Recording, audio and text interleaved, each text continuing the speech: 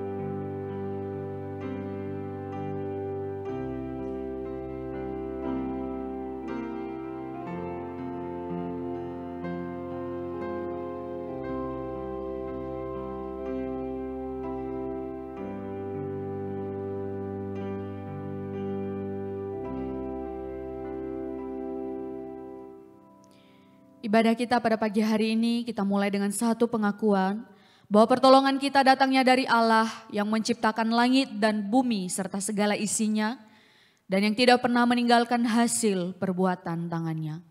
Turunlah kiranya atas kita kasih karunia dari Allah Bapa, Putra dan Roh Kudus. Amin. Mari bersama membawa pujian penghormatan kita kepada Allah Tritunggal. Hormat bagi Allah.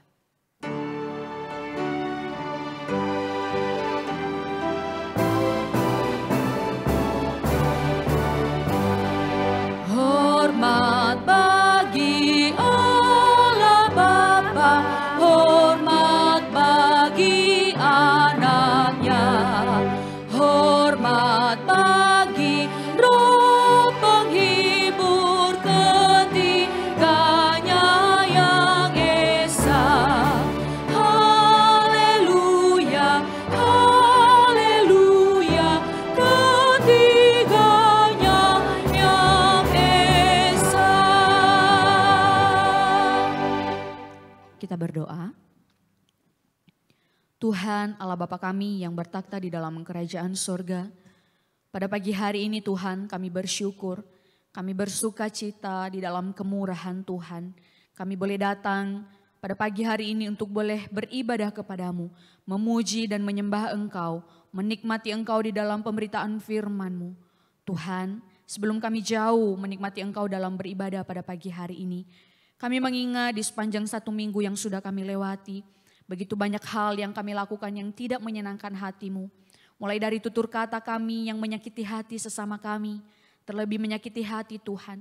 Dari banyaknya rencana-rencana kami dalam hati dan pikiran, Tuhan banyak hal yang tidak sesuai dengan apa yang Tuhan perintahkan.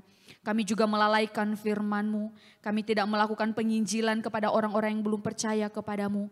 Kami menjadi orang-orang yang egois, kami tidak peduli dengan orang-orang di sekeliling kami. Tuhan, ampuni kami ya Bapa, berbelas kasihanlah bagi setiap kami yang hadir pada pagi hari ini. Biarlah Engkau yang melayakkan kami, sehingga sungguh ibadah kami boleh menjadi kesenangan bagi Tuhan. Bapak yang baik, di dalam 1 minggu yang sudah berlalu kami juga melihat penyertaan Tuhan yang sempurna yang selalu baru setiap hari. Dan terbukti nyata boleh terus kami rasakan sampai pada pagi hari ini. Baik di dalam pekerjaan kami, di dalam keluarga, di dalam kesehatan, di dalam kehidupan kami. Di dalam setiap kegiatan dan tanggung jawab yang Tuhan percayakan. Kami boleh melihat Tuhan tidak pernah meninggalkan kami tatkala kami tidak setia kepadamu. Engkau masih setia mengasihi kami. Engkau masih setia memimpin langkah demi langkah kami sampai pada pagi hari ini. Terima kasih Tuhan, terima kasih. Kami bersyukur sekali lagi untuk kemurahan demi kemurahan-Mu. Dan pada pagi hari ini kami siap untuk beribadah kepadamu. Kami siap memuji menyembah Engkau, memakai suara kami untuk memuji nama Tuhan. Dan biarlah sungguh firman-Mu yang akan kami dengar nanti boleh kami hidupi dan kami berbuah dalam kehidupan sehari-hari. Terima kasih Bapa yang baik. Di dalam nama Tuhan Yesus Kristus kami bersyukur dan kami berdoa. Amin. Silakan duduk. Bapak Ibu Saudara yang dikasihi oleh Tuhan, pada pagi hari ini kita datang sekali lagi untuk beribadah kepada Tuhan. Biarlah sungguh kita datang di dalam hadirat-Nya karena berhiaskan kekudusan. Sehingga seluruh surga sujud menyembah kepada Dia dan kita tersungkur dan berseru. Kita pujikan, kuduslah Tuhan.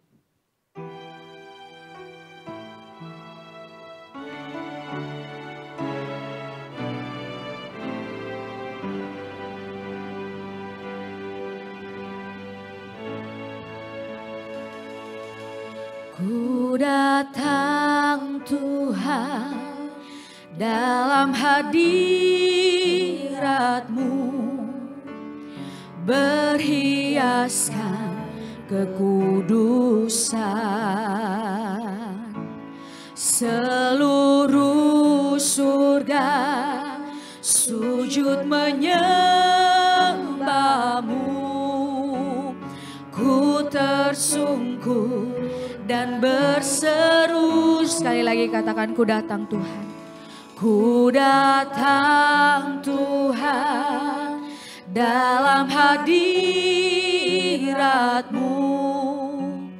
berhiaskan kekudusan.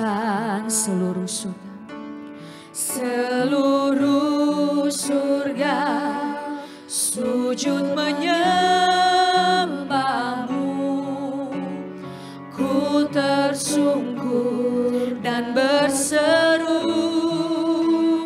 kudus, kuduslah, kuduslah Tuhan, Allah semesta alam.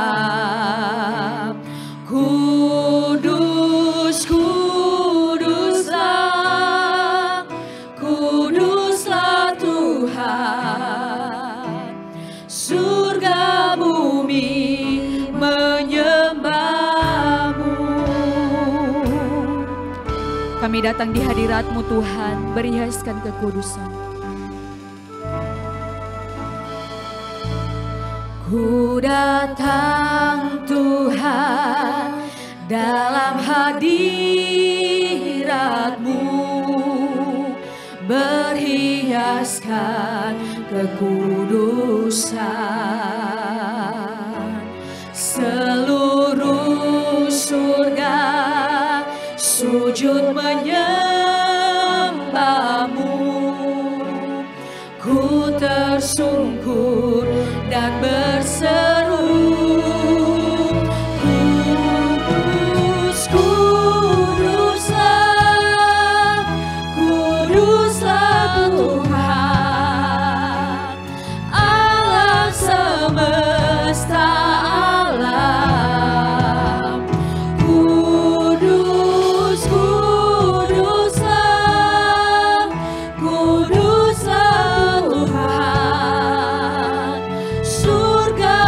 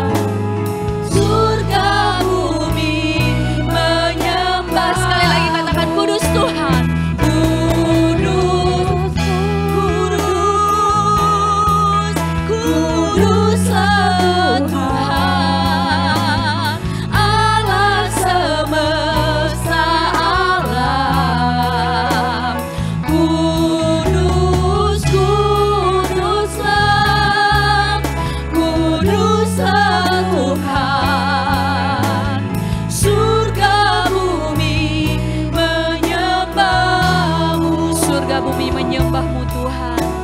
Surga bumi menyembah-Mu, surga bumi menyembah-Mu. Amin. Surga bumi menyembah Tuhan. Tuhan kita Allah yang kudus. Biarlah juga setiap kita yang hadir pada pagi hari ini boleh sungguh datang karena menyembah Tuhan, pribadi yang kudus. Bapak Ibu Saudara, saya mengundang kita semua untuk bangkit berdiri. Langit dan bumi memuji Tuhan, sebab segala sesuatu adalah ciptaannya dan keagungannya mengatasi langit bumi. Kita pujikan langit dan bumi, pujilah Tuhan. Bersama-sama bersuka cita kita bertepuk tangan, katakan langit dan bumi memuji Tuhan.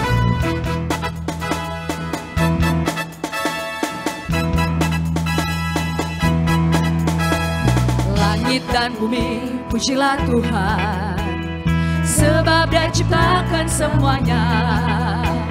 Keagungannya mengatasi langit bumi, sembah sujud di hadapannya.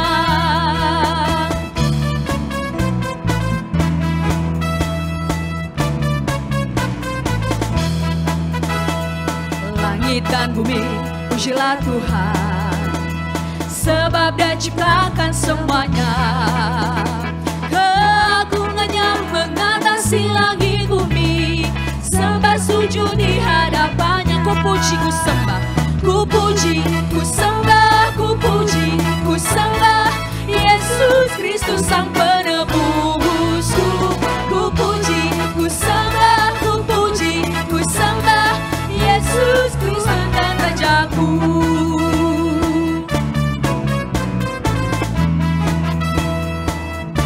Lagi katakan, langit dan bumi pujilah Tuhan, sebab Dia ciptakan semuanya.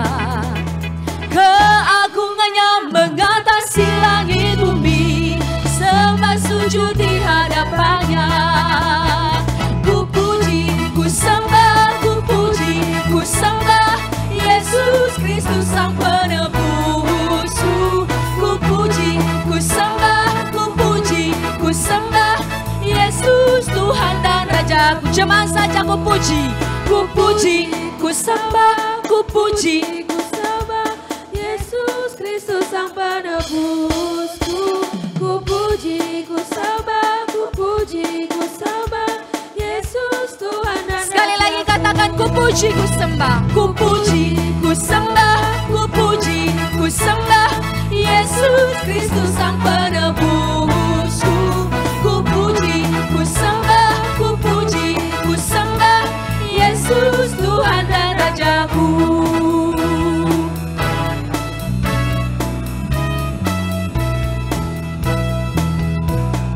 Haleluya, amin.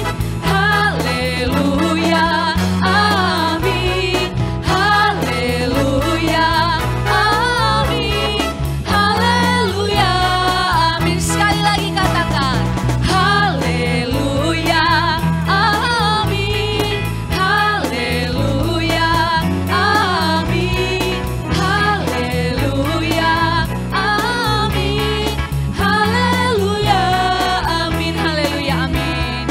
Haleluya, amin. Haleluya, amin.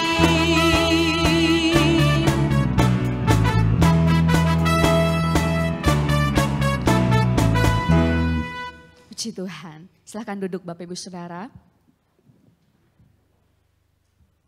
Bapak Ibu yang dikasihi Tuhan, di dalam kehidupan kita mengiring Tuhan, proses kita berjalan bersama dengan Dia. Bukankah sering kita juga mengalami dalam kehidupan kita khawatir, takut, gelisah. Banyak hal yang membuat kita lelah, banyak hal yang membuat kita takut dan khawatir. Banyak hal yang kita kejar yang pada dasarnya semua adalah sia-sia. Dan ketika kita mengejar banyak hal yang sia-sia itu, kita melupakan hal yang terutama. Kita melupakan hal yang terpenting, yaitu mencari Tuhan. yaitu pribadi Yesus yang menyediakan segala sesuatunya bagi kita. Pada pagi hari ini kita menyiapkan hati kita untuk menerima firman Tuhan yang akan disampaikan oleh hambanya Pendeta Alfred. Kita pujikan pujian yang terutama di dalam hidup ini, meninggikan nama Yesus. Dan yang terutama di dalam hidup ini, memuliakan namanya.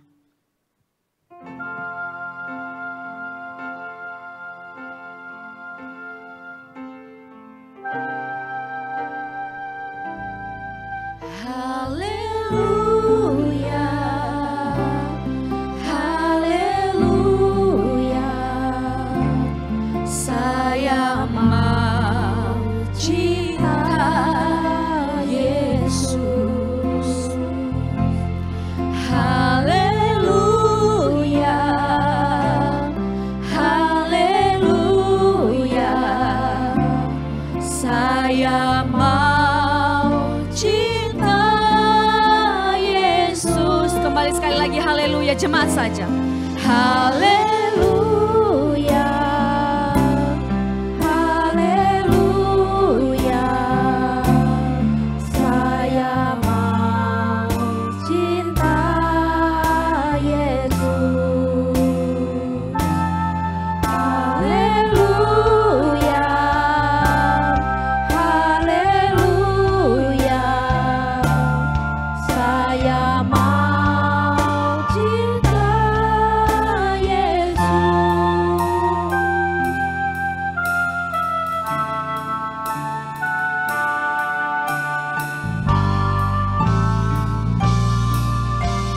Yang terutama di dalam hidup ini. Yang terutama di dalam hidup ini, meninggikan nama Yesus. Yang terutama di dalam hidup ini, memuliakan namanya. Haleluya, haleluya. Kami mau cinta Engkau Tuhan. Saya mau cinta. Kami mau cinta Engkau Yesus. Haleluya, haleluya. Haleluya, haleluya, saya mau cinta Yesus. Saya mengundang jemaat untuk berdiri, kita sambut firman-Nya. Haleluya, haleluya, saya mau cinta Yesus. Kami mau cinta Tuhan. Haleluya, haleluya, saya mau cinta Yesus. Sekali lagi haleluya, haleluya, haleluya, haleluya, saya mau cinta Yesus. Haleluya, haleluya, saya mau cinta Yesus. Saya mau cinta Yesus. Saya mau cinta Yesus. Saya mau cinta Yesus.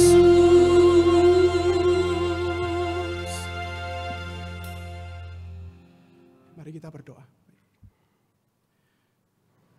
Tuhan, tolong kami untuk boleh belajar kebenaran firman-Mu pada pagi hari ini. Berkati kami ya Tuhan, supaya kami bisa memahami dan mengerti akan firman-Mu. Tolonglah kami untuk mencoba mengaitkan firman-Mu dengan kehidupan kami, pribadi lepas pribadi. Dan kami selalu memohon pertolongan-Mu untuk boleh menghidupi kebenaran firman Tuhan setiap harinya. Berkati kami semua, tolong juga hamba-Mu yang terbatas ini. Sekali lagi Engkau boleh menguduskan dan melayakkan dia. Di dalam nama Tuhan Yesus kami berdoa. Amin. Silakan duduk Bapak Ibu.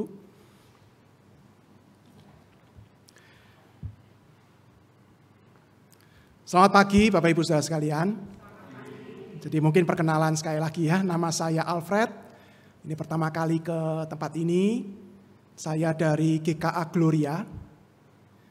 Dan terima kasih untuk hamba Tuhan majelis GKA Elion Rungkut yang boleh memberi kesempatan kepada saya untuk mengambil bagian dalam pelayanan di minggu ini ya. Jadi kita punya tema, carilah dahulu kerajaan Allah. Dan kita akan membaca dari satu bagian firman Tuhan, Matius pasal yang ke-6 ayat yang ke-25 sampai yang ke-34. Matius 6 ayat 25 sampai yang ke-34.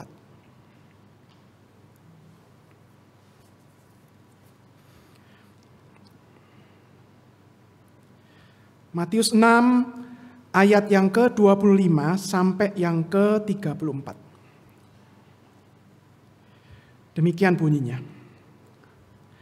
Karena itu aku berkata kepadamu, janganlah khawatir akan hidupmu, akan apa yang hendak kamu makan atau minum, dan janganlah khawatir pula akan tubuhmu, akan apa yang hendak kamu pakai. Bukankah hidup itu lebih penting daripada makanan, dan tubuh itu lebih penting daripada pakaian?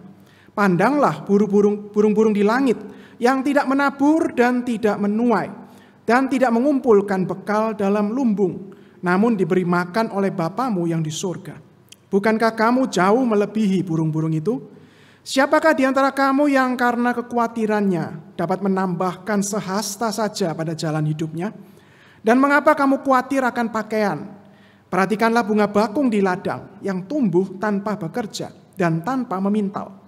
Namun aku berkata kepadamu, Salomo dalam segala kemegahannya pun tidak berpakaian seindah salah satu dari bunga itu.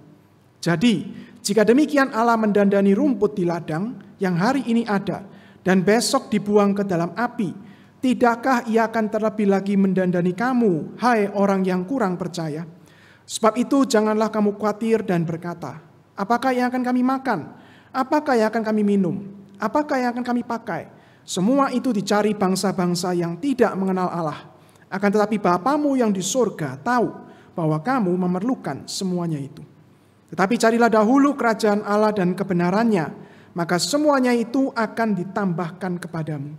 Sebab itu janganlah kamu khawatir akan hari besok, karena hari besok mempunyai kesusahannya sendiri. Kesusahan sehari cukuplah untuk sehari. Bapak Ibu sekalian, kekhawatiran itu menjadi bagian kehidupan manusia ya, kehidupan kita ya. Sehingga rasanya sulit sekali untuk melepaskan kekhawatiran itu dari hidup kita. Sulit sekali rasanya. Karena kalau kita menghadapi sebuah situasi dan tiba-tiba perasaan khawatir itu muncul begitu saja. Susah untuk mau dilepas benar-benar dari kehidupan kita.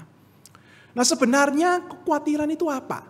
Mengapa kita itu bisa khawatir?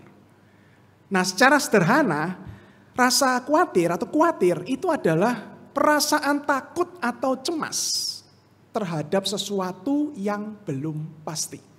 Arti sederhananya itu perasaan takut atau cemas terhadap sesuatu yang belum pasti. Masalah kepastian, masalah hari depan, nah itu membuat kita menjadi khawatir. Tapi masalahnya Bapak Ibu, kita sadar sekali kita ini manusia yang terbatas.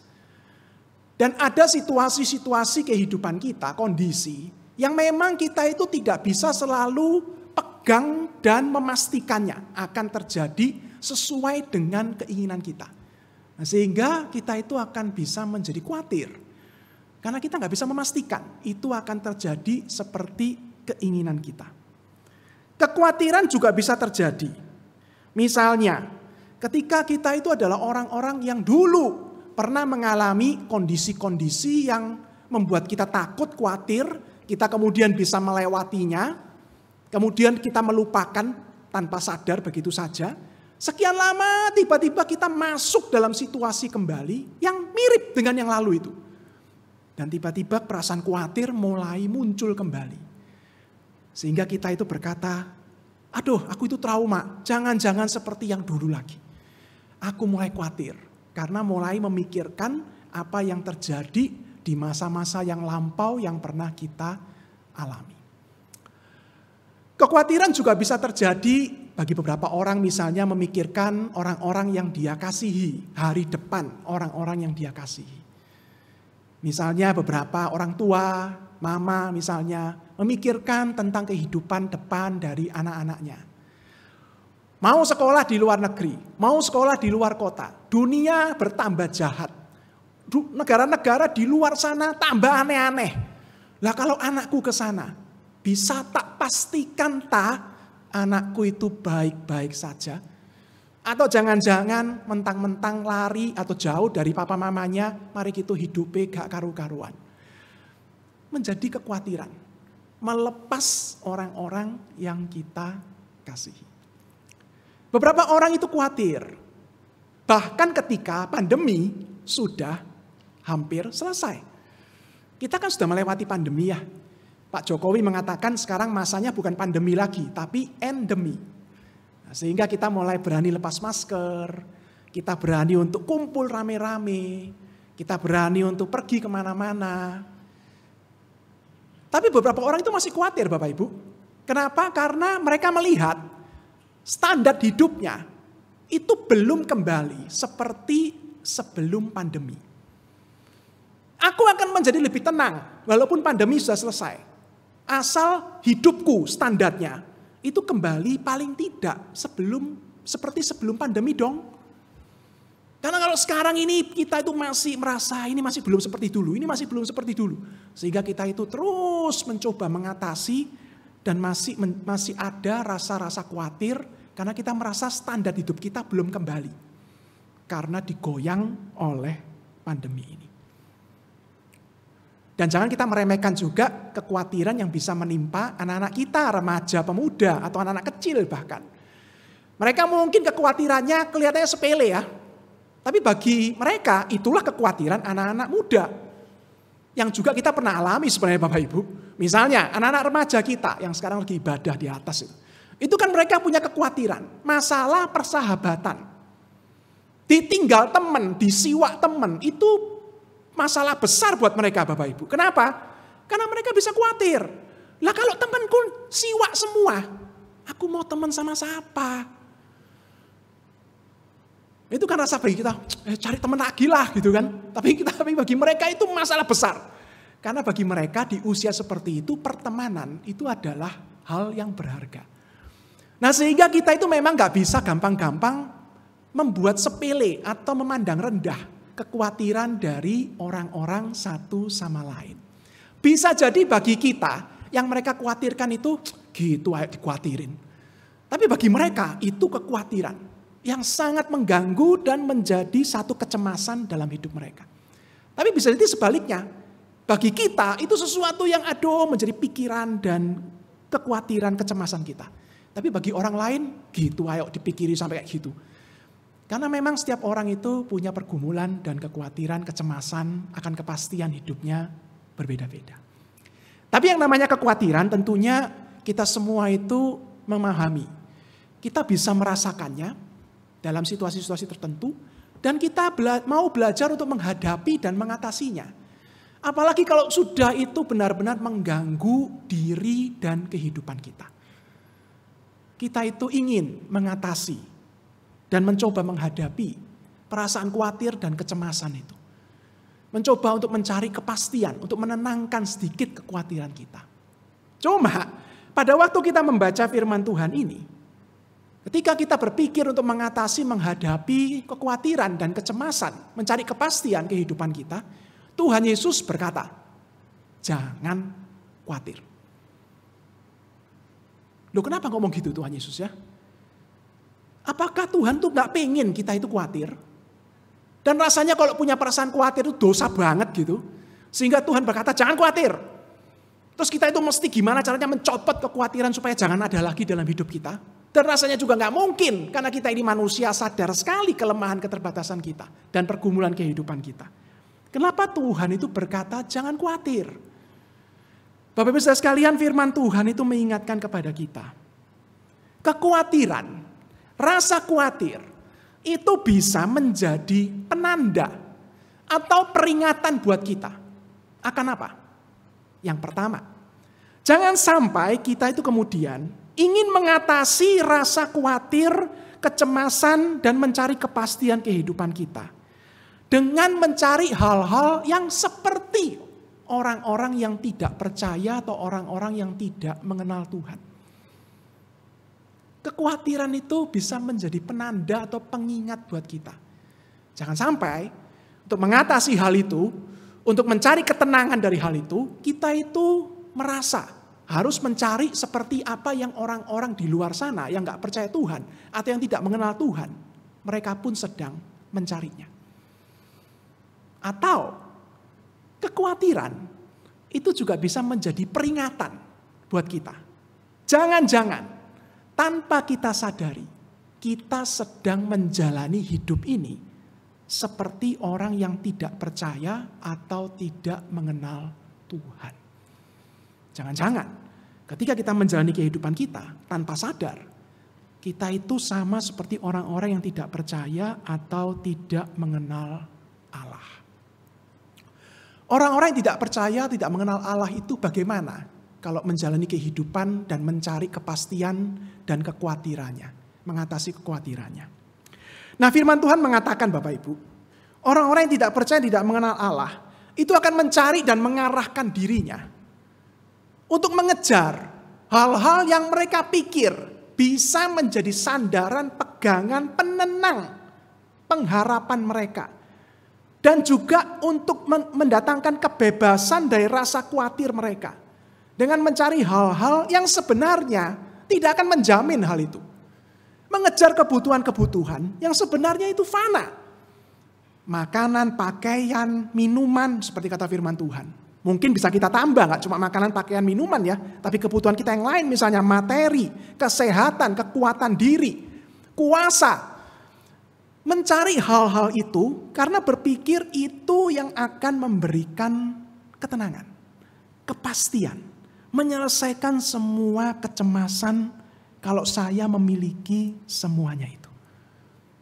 Bapak Ibu jangan salah mengerti, bukan berarti saya melarang kita untuk mencari materi, menabung hari depan untuk hari depan, mencari kesehatan, berolahraga untuk menjaga diri kita, atau membeli pakaian, makan dan minum, tentunya kita membutuhkan itu Bapak Ibu. Tapi yang diingatkan firman Tuhan adalah, ini masalah hati dan hidup kita. Jangan sampai kita itu seperti mereka yang telah memberikan hati dan hidupnya untuk mengejar dan mencari hal-hal yang demikian. Yang hanya kemudian mencemplungkan mereka ke dalam lingkaran-lingkaran kekhawatiran dan kecemasan. Lingkaran-lingkaran bahkan kejatuhan-kejatuhan dalam dosa yang tidak akan pernah selesai. Makin dicari, makin dicari, makin dicari, makin tidak menemukan seperti yang diharapkan. Bahkan Bapak Ibu saudara sekalian, kita tahu ada beberapa orang yang memberikan hatinya, hidupnya mengejar dan mencari hal-hal yang seperti itu di dunia ini. Mereka justru tanpa sadar kehilangan hal-hal lain yang lebih penting dalam hidupnya. Seorang pengusaha di Jakarta, kisahnya ditulis oleh seorang pendeta dalam buku. Diceritakan pengusaha ini pada suatu hari itu dengan tergesa-gesa, dengan gemetaran, datang dengan istrinya ke sebuah rumah sakit. Karena mendengar kabar anaknya laki-laki itu kecelakaan motor. Dan harus dibawa ke sana. Datang cepat-cepat, kebingungan, takut terjadi sesuatu. Melihat anaknya di ruang perawatan itu, langsung gak bisa ngomong, nangis. Luka di mana-mana, mukanya itu sudah beset-beset. Badannya dokter sudah mengatakan yang ini patah, kita harus melakukan operasi. Berdiri di samping ranjang anaknya itu, mamanya cuma bisa pegangin anaknya. Papanya melihat sambil geleng-geleng dan nangis. Nak, papi kan sudah bilang. Nah, papi kan sudah bilang. Operasi dilakukan, keesokan harinya mereka kembali dalam jam tertentu untuk lihat anaknya. Menemani anak itu walaupun gak bisa ngomong banyak, cuma bisa merenung, meratap, menemani sang anak. Anaknya cuma lihat mereka, kadang-kadang pandangan kosong. Melihat badannya sudah penuh dengan perban dan luka di sana sini. Papanya kembali berkata, nak, papi kan sudah bilang.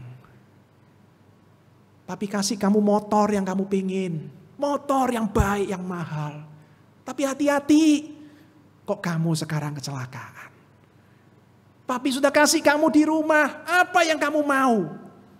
Kenapa kamu kok sekarang seperti ini? Nah kemudian anaknya itu ngelihat papanya, ngelihat mamanya, nangis. Keluar air mata. Anaknya tuh bilang, papi, mami, justru yang kayak gini yang saya pingin. Loh, kok pingin kecelakaan ya toh? Papanya bingung loh. Kamu gimana toh? Anaknya bilang, justru yang seperti ini yang saya mau. Papi mami ada di sebelah saya. Menghabiskan waktu hampir seharian. Nangis sama-sama. Karena selama ini papi mami cuma di luar rumah. Cari uang, kerja. Saya di rumah, kebingungan. Masih diingat gak sih aku ini? Papa mamanya baru tahu. Mereka mengejar sesuatu yang dipikirnya akan menimbulkan kebahagiaan, yang akan memberikan kebahagiaan bagi anaknya, kepastian bagi keluarganya, tanpa sadar anak yang penting itu pelan-pelan merasa diabaikan. Mengejar sesuatu seperti orang dunia itu Bapak Ibu, kadang-kadang bisa membuat kita justru masuk dalam lingkaran. Kita bisa melupakan hal-hal yang sebenarnya itu jauh, tak ternilai, lebih penting. Apalagi kalau firman Tuhan mengingatkan, jangan sampai kita mengejar sesuatu seperti orang-orang tidak percaya dan orang tidak mengenal Allah di dunia ini.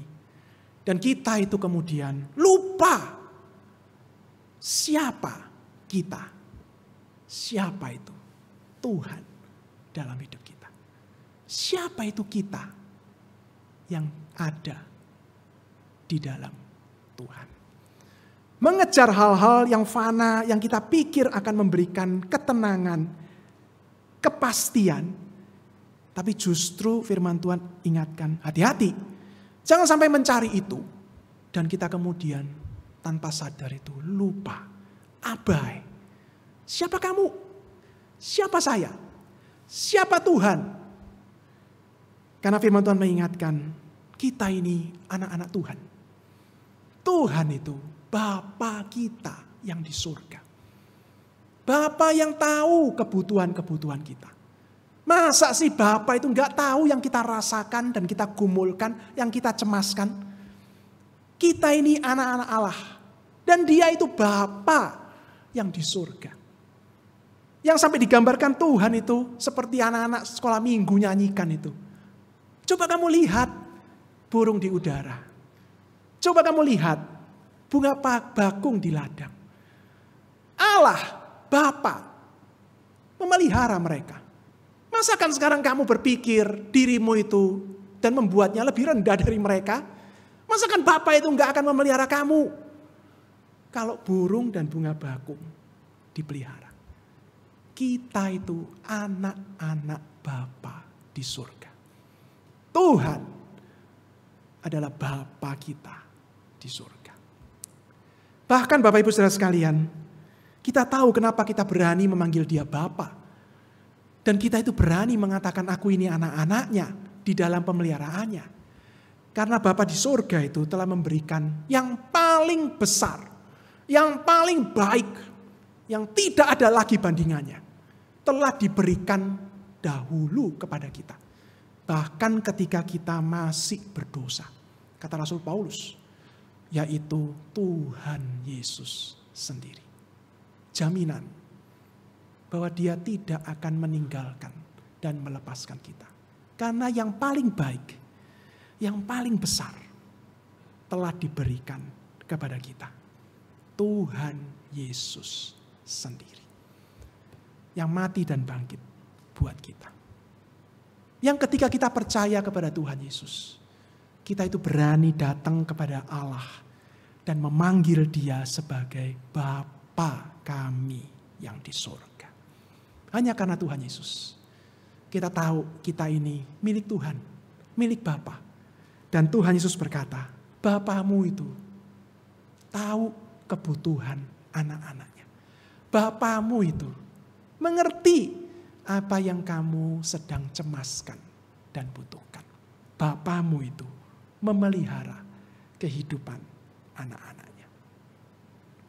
Nah, kalau kita itu di dalam kehidupan ini yang gak bisa lepas dan menghadapi kecemasan dan kekhawatiran. Entah karena apa. Kita tahu kita punya Bapa yang memelihara kita.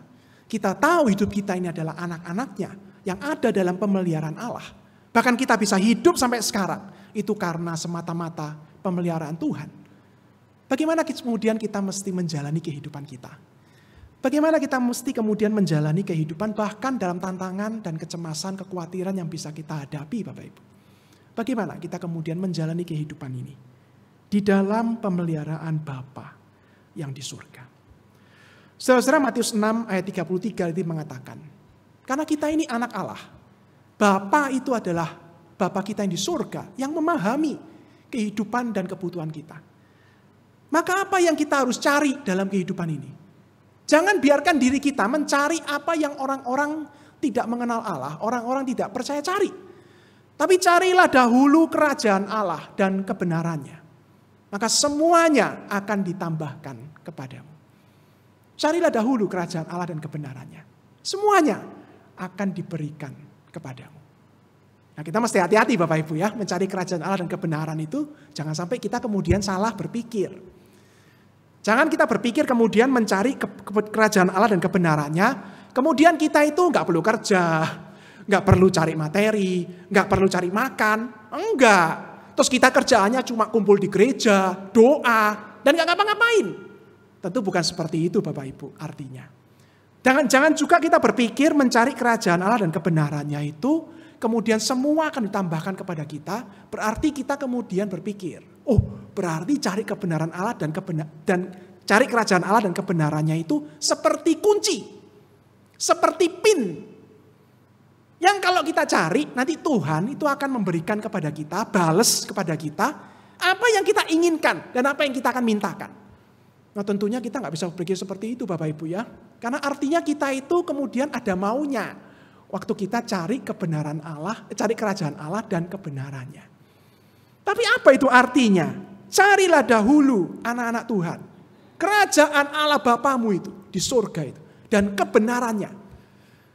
Bapak Ibu, mari kita kemudian dalam hidup ini belajar untuk mengarahkan hati dan hidup kita.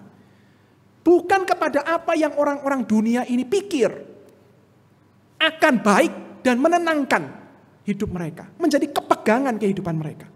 Tapi kita tahu hidup kita ada dalam pemeliharaan Tuhan. Dan kita mencari sekarang mengarahkan hati dan hidup kita kepada kerajaan Bapa dan kebenarannya bagi kita. Mengarahkan hati dan hidup kita itu kepada hal-hal itu. Tidak kemudian membiarkan diri kita malah jatuh, terikat oleh hal-hal yang ada dan dicari orang-orang dunia ini. Bagaimana caranya? Mencari kebenaran kerajaan Allah dan kebenarannya. Bagaimana caranya? Mengarahkan hati dan mencari kerajaan Allah dan kebenarannya. Saudara, yang pertama tentunya hal yang paling mendasar yang seringkali selalu diingatkan kepada kita, yaitu tentang relasi kita dengan Tuhan setiap hari. Kalau kita mau belajar mengarahkan hati kepada Bapa, kepada kebenarannya, kepada kehendaknya bagi kita. Bapak Ibu, mari kita belajar terus menjaga relasi kita setiap hari dengan Tuhan. Hari demi hari dalam kehidupan kita. Entah 10 menit, 15 menit setiap hari. Apakah kita itu punya waktu pribadi dengan Tuhan, dengan Bapa, untuk tanda kutip ngomong-ngomong, berdoa, bertanya, Bapa di surga, apa yang kau mau dalam hidupku? kalau aku hidup hari ini, apa kehendak-Mu? Apa yang Kau mau ingatkan? Kita membaca firman, kita bertanya, Tuhan firman-Mu berkata demikian. Apa yang Kau mau untuk aku lakukan? Kita menjaga relasi dengan Tuhan. Memberikan hati, diri, bahkan waktu khusus. Entah 10 menit, 15 menit. Untuk menjaga diri kita, relasi kita dengan Tuhan. Yang kedua, Bapak Ibu, bukan berarti kita tidak boleh berdoa meminta kebutuhan kita kepada Tuhan. Tuhan Yesus mengajar dalam doa Bapa kami. Berikanlah kepada kami hari ini Bapa, makanan kami yang secukupnya. Itu kan meminta kebutuhan ya. Bukan berarti kita nggak bisa datang kepada Tuhan meminta kebutuhan kita. Kecukupan, kesehatan. Harus memilih yang mana Tuhan. Bukan berarti kita tidak boleh meminta kebutuhan. Kita minta kepada Tuhan karena kita tahu Dia Bapa yang memelihara. Dia Bapa yang tahu apa kebutuhan kita. Tapi Bapak Ibu saudara sekalian, maukah saya mengajak kita untuk melangkah satu langkah lagi? Kalau kita tahu hidup ini bukan hanya masalah kebutuhan. Tapi hidup ini adalah mencari kerajaan Allah dan kebenarannya. Kehendak Allah bagi kita. Maukah kita melangkah satu tahap lagi? Mencari benar-benar, meminta. Bukan hanya kebutuhan, tapi apa yang Tuhan itu kehendaki. Karena Dia Bapa dan saya anaknya. Karena Dia Raja dan saya ini hambanya. Yang mau belajar taat. Dan mencari apa yang Bapak saya mau untuk saya lakukan. Yang lebih dari sekedar kebutuhan fisik ataupun materi dalam hidup ini. Tuhan Yesus berkata, hiduplah sehari demi sehari. Jangan pikir hari esok. Karena hari esok kita juga nggak tahu. Tapi mari kita jalani kesusahan hari ini. Nah kalau kita mau minta kepada Tuhan. Yang hari ini kita butuhkan. Yang hari besok kita nggak tahu. Tapi kalau kita dikasih kesempatan berdoa kepada Tuhan. Minta hari ini. Apa yang aku butuhkan Tuhan? Yang bukan hanya sekedar kebutuhan fisik, makan, minum, materi dan sebagainya. Apa yang aku mau minta? Yang Tuhan mau dalam hidupku. Saudara, mungkin di tengah-tengah kita menjalani pergumulan dan kekhawatiran, kecemasan kehidupan kita. Ya, kita membutuhkan materi. Kita membutuhkan perubahan situasi dan kondisi. Tapi Bapak Ibu, jangan-jangan yang kita bisa minta hari ini, ketika kita nggak tahu hari esok akan seperti apa. Yang kita bisa minta hari ini, saat ini. Mungkin adalah iman yang teguh dalam Tuhan. Kenapa? Karena Tuhan ketika menjalani kekhawatiran dan pergumulan ini. Aku mulai merasa, kok Tuhan seperti ini ya? Kok Tuhan ini seperti mengecewakan aku? Kurang apa aku Tuhan melayani, menghabiskan hidup banyak melayani di gereja. Aku gak seperti orang itu yang hanya ke gereja setiap minggu. Aku bahkan sudah menjadi bagian dari gereja Tuhan. Tapi kok hidupku dan doaku belum dijawab seperti ini. Tuhan kasih saya keteguhan iman. Jangan sampai membiarkan perasaan mulai bermain-main seperti ini. Mungkin yang kita butuhkan sebagai orang tua misalnya, kesabaran. Karena Tuhan ketika saya menjalani kekhawatiran, mencoba membangun kehidupan saya kembali di saat-saat yang tidak mudah seperti ini. Saya seperti sering hilang sabar dengan keluarga, dengan istri dan anak-anak saya. Pulang kerja, ngamuk tok isine. Anak-anak gak bisa diatur, marah-marah kita. Marah kita nyalah-nyalahkan mereka yang membuat situasi jadi seperti ini. Padahal bukan salah mereka. Kita menjalani situasi yang tidak mudah saat ini. Tapi kita seperti hilang sabar. Tuhan, kalau hari ini aku boleh meminta. Bukan selain supaya situasi menjadi baik. Tapi supaya kau berikan aku kesabaran. Supaya aku bisa membimbing anak-anak dan istriku ini. Menjalani situasi yang memang gak mudah bagi kami semua. Mungkin yang kita minta itu keberanian untuk taat kepada Tuhan. Karena Tuhan di tengah-tengah kecemasan, aku harus mengambil keputusan. Pilihan begitu banyak. Godaan-godaan mulai datang. Pilih yang ini ya, untung nanti kamu. Tapi kita tahu, saya tahu, itu akan membuat saya jatuh dalam dosa. Pilih yang ini ya, tapi saya tahu Tuhan, itu hanya akan membuat saya mengandalkan manusia dan pikiran saya. Tapi yang ini, aku tahu ini adalah yang sesuai dengan firman-Mu. Tetapi aku nggak tahu di depannya nanti seperti apa. Dan aku cemas, aku khawatir, aku nggak mau. Karena itu membuat aku nggak tenang nanti. Tapi Tuhan, ini yang Kau mau. Aku tahu ini yang Tuhan mau. Tapi aku nggak berani Tuhan. Beri saya keberanian untuk taat. Beri saya mencari kerajaan Allah dan kebenarannya. Hari ini. Untuk berani taat. Memilih yang Kau mau. Saudara, kadang-kadang permintaan kita itu, yang Tuhan kehendaki itu, yang Tuhan mau kita cari itu. Lebih dari sekedar kebutuhan. Lebih dari sekedar situasi yang lebih baik dari sebelumnya. Tapi yang Tuhan mau itu mungkin apa yang menjadi kerinduan dan kehendaknya. Bahkan mungkin Bapak Ibu yang kita minta pada pagi hari ini dan saat ini itu. Mungkin bagi orang-orang lain itu permintaan yang sepele. Tapi yang kita tahu di hadapan Tuhan itu tidak sepele. Yaitu ketika kita itu hanya bisa meminta dengan kerendahan hati. Tuhan, kasih saya hati untuk mencari kerajaan Allah dan kebenarannya. Kasih saya hati yang sudah terpikat dengan segala kemewahan dan keinginan duniawi dan keinginanku sendiri ini. Untuk kemudian hanya mencari kerajaan Allah dan kebenarannya. Aku gak mau lagi terpikat dengan dunia, dengan apa yang orang-orang dunia ini cari. Aku mau belajar menunjukkan hatiku kepada kerajaan Allah dan kebenarannya. Mungkin cuma itu yang kita bisa minta Bapak Ibu. Untuk meresponi ajakan Tuhan ini. Tapi Tuhan tidak pernah memandang sepele permintaan yang seperti itu. Karena Dia melihat hati setiap kita. Yang mau mencari Dia. Yang mau ditujukan hanya sungguh-sungguh mengasihi dan mencari kehendaknya. Dan saya berdoa, gereja Tuhan di tempat ini, GKI Elion, kita berdoa sama-sama, Tuhan, supaya persekutuan kami ini adalah persekutuan di mana Engkau bisa hadir. Dan melalui kami, tubuh Kristus ini, Engkau menyentuh satu sama lain saudara-saudara seiman. Yang sedang khawatir dikuatkan. Yang sedang bingung dibawa kembali untuk berharap kepada Tuhan.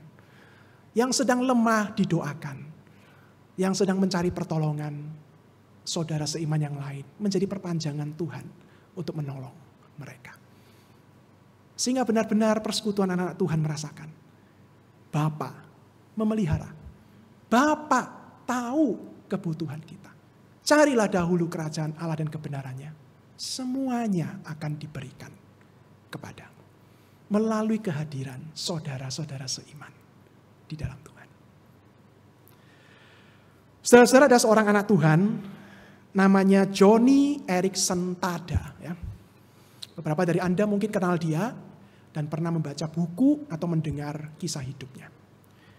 Joni Eareckson Tada adalah seorang wanita yang pada bulan Juli tahun 67, Juli 1967, itu mengalami kecelakaan ketika dia itu melompat masuk ke danau untuk berenang. Jadi dia itu atlet berenang, dia melompat masuk ke dalam danau dengan gaya seorang perenang. Tapi dia nggak sadar Bapak Ibu bahwa dasar danau di wilayah di mana dia melompat itu dangkal. Sehingga itu menghantam bagian belakang tubuhnya. Dan dalam novelnya dia mengatakan tiba-tiba dia itu hanya gelap. Dan ketika sadar itu teman-temannya sedang membopong dia ke pinggir dan berteriak-teriak, wah kayak orang kebingungan gitu. Karena Joni tiba-tiba pingsan dan tidak bisa menggerakkan tubuhnya. Waktu itu dia kira-kira usia 17-18 tahun. Perempuan. Dibawa ke rumah sakit tahun 67. kedokteran masih begitu sederhana. Coba ditolong, dikembalikan kondisi tubuhnya, paling nggak lebih baik lah ya, bisa menggerakkan kembali tangan dan kakinya. Tapi nggak bisa. Terapi bertahun-tahun, sampai dikatakan dia itu pernah digantung, diikat, kemudian dibalik, gitu ya, berhadapan ke bawah gitu. Dalam beberapa hari, waduh dia sampai stres dan gitu ya, karena harus dalam kondisi seperti itu. Untuk supaya kondisi tulang dan semuanya itu bisa kembali, paling enggak itu lebih baik. Tapi enggak sembuh. Enggak sembuh. Berdoa kepada Tuhan dengan teman-teman yang peduli. Nangis sama-sama, berteriak meminta Tuhan menolong. Kok ya enggak sembuh-sembuh. Johnny kemudian depresi. Bukan cuma khawatir, tapi sudah depresi. Hidup ini buat apa lagi? Ngapain aku seperti ini? Ngerepotin orang aja tiap hari. Harus ada teman yang gantian menemani. Ada perawat yang menemani dia. Karena dia gak bisa apa-apa. Dia hanya bisa melihat, dia hanya bisa menggerakkan kepala. Bisa ngomong, bisa mendengar, tapi leher ke bawah. Gak bisa apa-apa. Lumpuh. Sampai dia itu pernah meminta satu permintaan kepada temannya. Aku ditolong. Mau ditolong apa Johnny? Kill myself. Bunuh diri. Aku tolong, gimana caranya aku bisa membunuh diriku sendiri. Teman-temannya tahu dia benar-benar sedang hancur. Gak bisa lagi memikirkan apa yang terjadi. Cemas yang sudah berujung kepada putaran rasa kehilangan harapan. Saudara-saudara, Tuhan kemudian memakai teman-temannya untuk menolong, menguatkan imannya, memberikan semangat untuk dia bangkit. Dia menyadari kemudian, Tuhan mungkin tidak akan menyembuhkan saya. Tapi di dalam kekuatan yang Tuhan berikan, doa-doa yang temannya itu tetap mintakan kepada Tuhan. Nah, dia itu kemudian bertanya kepada Tuhan, Tuhan, apa yang saya mesti lakukan sekarang? Dengan kondisi lumpuh kayak gini. Mau hidup bagaimana sekarang? Saudara-saudara, Tuhan mengingatkan dia satu firman. Ketika dalam perenungannya setiap pagi, dia itu melihat firman Tuhan, merenungkan firman Tuhan. Dia ingat ketika Tuhan Yesus disalib. Firman Tuhan yang mengisahkan penyaliban Tuhan Yesus itu. Tiba-tiba itu menyentuh hatinya. Tuhan Yesus, apakah engkau merasakan penderitaanku? Ya, karena engkau pernah tidak bisa bergerak. Bahkan lebih sakit lagi. Tergantung disalib. Tangan kaki terpaku dan tidak bisa bergerak. Tapi engkau melakukan itu untuk aku. Kau merasakan yang aku rasakan. Dan kau telah menang. Dan aku mau menang dengan kekuatan dari Tuhan Yesus. Nah, dia bangkit kembali, dia dikuatkan oleh firman Tuhan. Dan dia kemudian belajar untuk melayani Tuhan dengan apa yang dia bisa. Dia bisa melukis. Tapi karena tangan kakinya gak bisa dipakai, dia melukis dengan mulut. Dia dipakai Tuhan jadi hamba Tuhan. Berkhotbah, menyampaikan seminar, menyampaikan kekuatan kepada orang-orang yang senasib dengan dia. Atau mama-mama atau orang tua yang anaknya cacat seperti dia. Untuk menguatkan mereka akan Tuhan. Membawa mereka kepada Tuhan. Dan dia belajar menulis buku. Mungkin juga harus dibantu orang ya menulis buku ya. Yang bisa digerakkan kemudian dari dirinya ketika dia berusaha untuk apa yang bisa dia lakukan dengan tubuhnya. Itu jarinya. Sehingga sekarang dia bisa mengendalikan kursi roda elektrik. Dengan jari yang masih bisa digerakkan. Tapi dia melakukan yang bisa dia lakukan. Dan Tuhan pakai dia. Sebagai hambanya jadi berkat. Bagi orang-orang yang juga merasakan yang sama. Dan dibawa kepada Tuhan. Tahun 2010. Johnny Erickson Tada yang sudah menikah dan sudah bertambah tua. Didiagnosa dokter kena kanker. Dan harus menjalani serangkaian kemoterapi. Johnny sempat berkata, Tuhan gak kurang tah. Sudah kayak gini, masih kena kanker. Tapi dia kemudian tidak membiarkan diri terbenam dengan perasaan seperti itu. 5 tahun dia menjalani serangkaian perawatan. Dokter menyatakan 2015, 5 tahun kemudian Johnny bersih dari kanker. Tapi 4 tahun kemudian, November 2019, Dia diperiksa kembali ketika harus rutin memeriksa diri. Dokter berkata ada benjolan yang mulai tumbuh di bekas pengobatan kanker yang lama. Rasanya akan tumbuh kembali Joni. Dan kau harus siap-siap mengalami kembali serangkaian perawatan berikutnya. Joni Erik Sentada berkata demikian. Ketika saya mendengar semua berita-berita itu, sakit yang mulai muncul kembali. Selama 4 tahun saya pikir sudah baik. Joni berkata, saya itu hanya bisa merasakan kekuatan, inspirasi. Ketika saya melihat teman-teman seiman yang nasibnya atau dirinya itu sama seperti dia. Yang disabilitas, yang lumpuh, yang merasakan kesakitan yang sama, yang saya layani, yang mereka itu bersama-sama dengan kami itu berdoa. Bersama-sama dengan kami itu menangis. Bersama-sama dengan kami itu saling melayani. Saya itu dikuatkan oleh saudara-saudara. Dan saya juga dikuatkan oleh firman Tuhan. 1 Korintus 9 ayat 25 itu adalah ayat yang menguatkan Joni Erik Sentada. Dikatakan tiap-tiap orang yang turut mengambil bagian dalam pertandingan akan menguasai dirinya dalam segala hal. Mereka berbuat demikian untuk memperoleh suatu mahkota yang fana. Tetapi kita untuk memperoleh suatu mahkota yang abadi. 1 Korintus 9 ayat 25 kata Joni. Menguatkan saya. Pertandingan saya sekarang adalah bagaimana saya di dalam kondisi apapun tetap menghormati Tuhan Yesus. Tidak mencela dan meninggalkan dia. Tapi hanya menghormati dan memberikan diri tunduk kepada Tuhan Yesus. Sambil menantikan mahkota abadi yang akan diberikan kepada saya.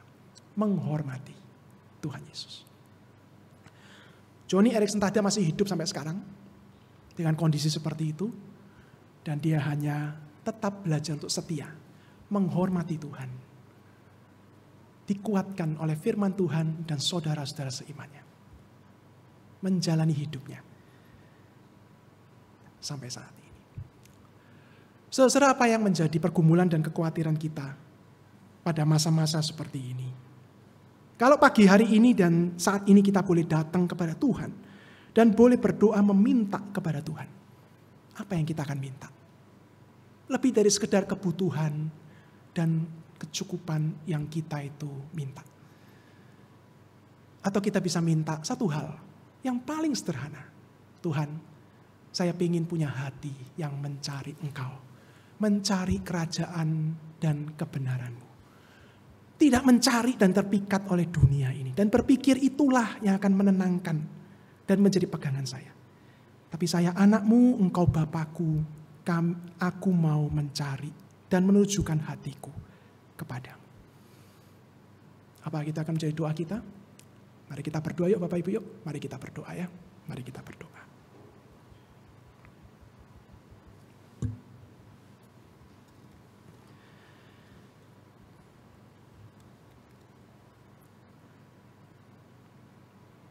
Tuhan, Engkau mengenal dan memahami setiap kami, anak-anak-Mu, satu demi satu di ruangan ini. Segala pergumulan perasaan, bahkan mungkin kekhawatiran, kebutuhan, keinginan untuk lepas dari situasi yang tidak mudah. Seperti yang kami jalani saat-saat seperti ini. Tapi tolong kami ya Tuhan. Berikan kami kekuatan, iman yang teguh, keberanian untuk taat, kesabaran, kelemah lembutan, damai sejahtera. Bahkan ketika kami menjalani hal-hal yang mencemaskan atau menjadi pergumulan kami saat ini. Engkau Bapa kami yang di surga, yang telah memberikan jaminan mulia Tuhan Yesus kepada kami. Kami tahu kami tidak ditinggalkan dan kami tidak akan dibiarkan. Walaupun situasi kadang membuat kami pusing, membuat kami khawatir, ketakutan. Tapi biarlah firman-Mu, biarlah Tuhan Yesus mengingatkan dan menuntun kami. Pakailah juga ya Tuhan persekutuan anak-anak-Mu di tempat ini. saudara-saudara seiman di GKA Elion ini. Ketika kami hadir satu sama lain, pakailah kami menjadi perpanjangan tangan-Mu, menguatkan, mendoakan, menolong, menghibur, sehingga saudara-saudara kami yang sedang susah, sedang cemas, sedang khawatir, mereka tahu Tuhan tidak jauh. Tapi Bapa yang di surga ada dekat mereka, yang dirasakan melalui kehadiran anggota tubuh Kristus yang lain. Tolonglah kami semua, tolonglah persekutuan anak-anak-Mu, berkati kami. Dalam nama Tuhan Yesus kami berdoa. Amin. Mari kita berdiri Bapak Ibu Saudara sekalian, kita akan berdoa syafaat untuk beberapa hal ya. Mari kita berdoa. Tuhan, kami datang kepada Tuhan dan kami mau membawa hati dan pikiran kami untuk memikirkan dan mendoakan bangsa dan negara ini. Walaupun kami tahu ya Tuhan, kami orang-orang biasa, kami mungkin tidak punya kuasa ataupun pengaruh yang besar untuk bangsa bahkan kota kami ini. Tapi biarlah kami tahu Tuhan, kami bisa berdoa kepada Allah kami yang berdaulat atas bangsa-bangsa, yang mengangkat dan menurunkan pemimpin yang berkuasa atas hari depan dunia dan bangsa ini, juga bangsa Indonesia ini Tuhan. Berkati tahun-tahun politik yang sedang kami jalani, gaungnya dan riuhnya sudah kami rasakan saat-saat seperti ini. Berita-berita yang berseliweran, kadang-kadang berita-berita yang hanya mengkhawatirkan, hanya menipu setiap kami. Tuhan tolong kami sebagai anak-anak-Mu, berikan kami hikmat bijaksana, tolonglah kami untuk turut serta dalam apa yang baik, menghindari apa yang jahat. Tolong kami sebagai warga negara mendoakan dan terus meminta belas kasihan kemurahan Tuhan untuk bangsa ini. Tolonglah pemimpin-pemimpin negara kami, presiden, wakil presiden, jajaran menterinya, pemerintahan pusat sampai daerah dan di kota Surabaya ini, mengusahakan apa yang mendatangkan kebaikan dan kesejahteraan bagi rakyat. Dan bukan cuma mengejar apa yang baik hanya untuk diri sendiri ataupun kelompoknya. Tuhan tolong berikanlah takut akan Tuhan kepada pemimpin-pemimpin kami.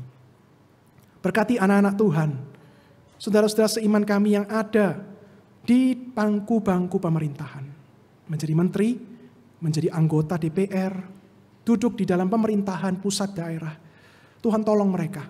Dalam pergumulan mereka menghadapi godaan-godaan yang tidak mudah. Dalam pergumulan mereka harus tetap memancarkan terang Tuhan. Tuhan tolong saudara-saudara kami ini Tuhan. Mereka teguh dikuatkan. Mereka dijauhkan daripada godaan si jahat. Daripada tipu daya dunia ini. Untuk mereka boleh memancarkan terang kasih Tuhan. Melalui kepercayaan tanggung jawab yang besar yang Tuhan berikan kepada saudara-saudara kami ini. Tuhan, kami terus berdoa bagi gereja kami, GKA Elion. Terutama juga GKA Elion Rungkut di tempat ini. Tuhan memberkati hamba-hamba Tuhan. Tuhan memberkati majelis pengurus, guru-guru sekolah minggu, jemaat Tuhan. Kami semua tubuh Kristus ini. Kami terus boleh bertumbuh Tuhan. Kami terus boleh sama-sama saling menumbuhkan, saling menguatkan. Bertumbuh dalam iman rohani kami di dalam Tuhan. Berkati gereja-Mu, berkati kami semua. Dalam nama Tuhan Yesus kami berdoa. Amin. Kita tetap berdiri dan kita akan mengucapkan pengakuan iman rasuli. Pengakuan iman rasuli. Aku percaya kepada Allah, Bapa yang Maha Kuasa, Khalik langit dan bumi, dan kepada Yesus Kristus, anaknya yang tunggal Tuhan kita, yang dikandung dari Roh Kudus, lahir dari anak darah Maria, yang menderita sengsara di bawah pemerintahan Pontius Pilatus, disalibkan, mati dan dikuburkan, turun ke dalam kerajaan maut. Pada hari yang ketiga, bangkit pula dari antara orang mati, naik ke surga, duduk di sebelah kanan Allah, Bapa yang Maha Kuasa. Dari sana ia akan datang untuk menghakimi orang yang hidup dan yang mati. Aku percaya kepada Roh Kudus, gereja yang kudus dan am, persekutuan orang kudus, pengampunan dosa, kebangkitan tubuh, dan hidup yang kekal. Amin. Silakan duduk Bapak Ibu Saudara sekalian.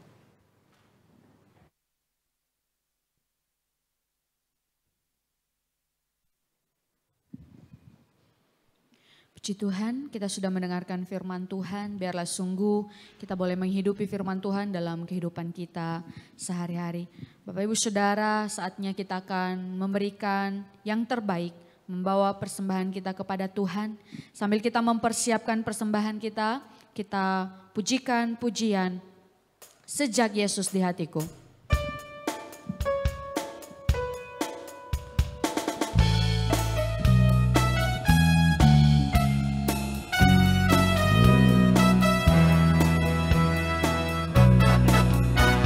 Hidupku ada perubahan yang ajaib sejak Yesus di hatiku. Jiwaku rindu pencerahan terangnya sejak Yesus di hatiku. Sejak Yesus di hatiku. Sejak Yesus di hatiku. Bagai gelora ombak hatiku senang.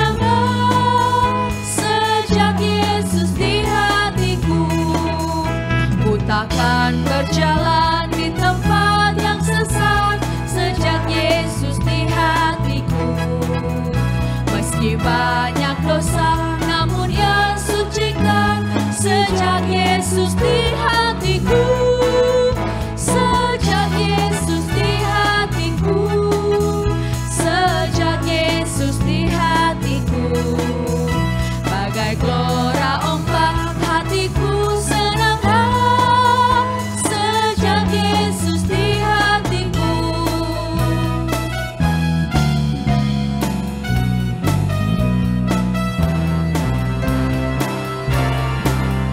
Ku bersama Tuhan di kota yang mulia sejak Yesus di hatiku. Hatiku senanglah, langkahku ringanlah sejak Yesus di hatiku. Sejak Yesus di hatiku. Sejak Yesus di hatiku. Bagai gelora ombak hatiku senanglah. Sejak Yesus di hatiku.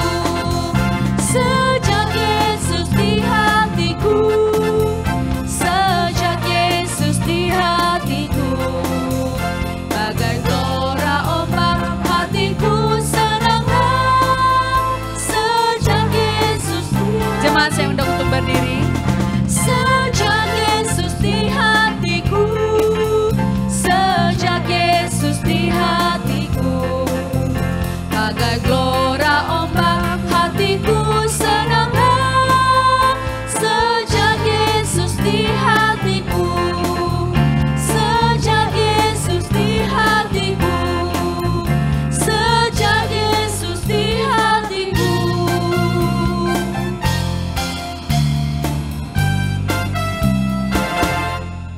Kita berdoa. Tuhan, sekali lagi kami bersyukur buat kemurahan Tuhan. Di pagi hari ini kami boleh datang beribadah kepadamu. Kami boleh memuji, menyembah Engkau, dan terlebih untuk firman-Mu yang sudah kami dengar. Biarlah sungguh boleh tertanam, berbuah di dalam hati kami, dan kami boleh berbuah dalam kehidupan kami sehari-hari. Kami juga terlebih bersyukur untuk kesempatan yang Tuhan berikan bagi kami. Pada hari ini kami boleh memberikan yang terbaik, memberikan persembahan dari apa yang sudah Tuhan anugerahkan, dari apa yang sudah Tuhan berikan bagi setiap kami, berkat-berkat-Mu melalui pekerjaan yang kami kerjakan. Biarlah sungguh persembahan yang dibawa oleh setiap jemaat-Mu boleh menjadi kesenangan bagi Tuhan dan boleh dipakai di dalam setiap pekerjaan-pekerjaan Tuhan dimanapun dialokasikan. Tuhan yang memberkati, memberi hikmat bijaksana untuk setiap pengurus yang mengelola persembahan dari jemaat-jemaat Tuhan. Terima kasih Bapa yang baik, di dalam nama Tuhan Yesus Kristus kami sudah berdoa dan kami bersyukur. Amin. Bapak Ibu Saudara, biarlah segala kemuliaan, hormat, keagungan kita mengembalikan semua itu kepada Allah Tritunggal. Doksologi dan doa berkat disampaikan oleh Pendeta Alfred.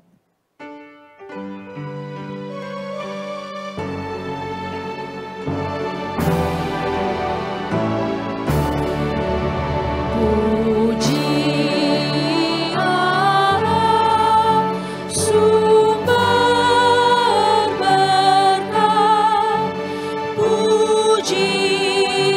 Dia semua.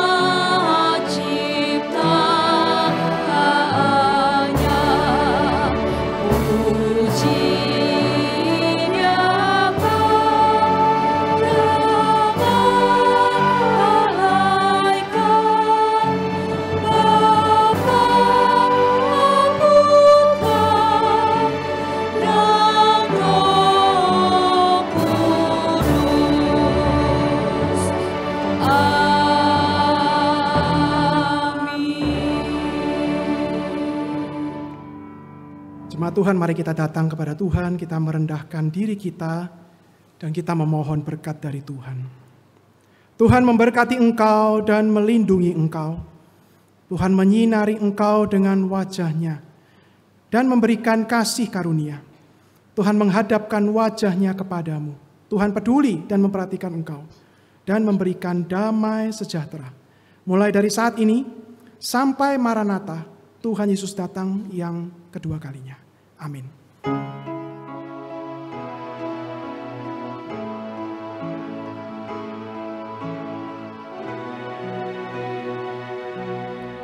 Tuhan melindungi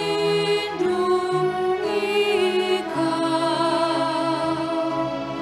Tuhan memberkati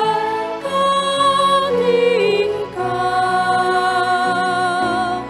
kiranya wajah-Nya menyinari kau, Tuhan memberi anugerah-Nya, damai sejahtera.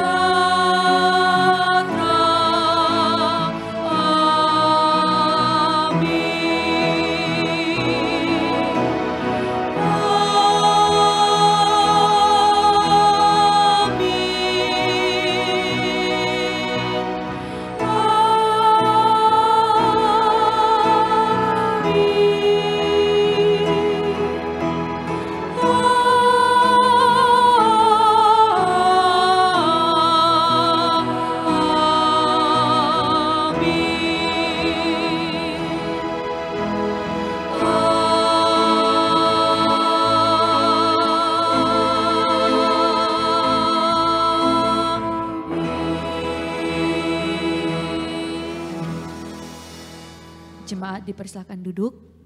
Ibadah kita selesai, silakan bersaat teduh dan kita akan mendengarkan pengumuman yang disampaikan oleh pengurus.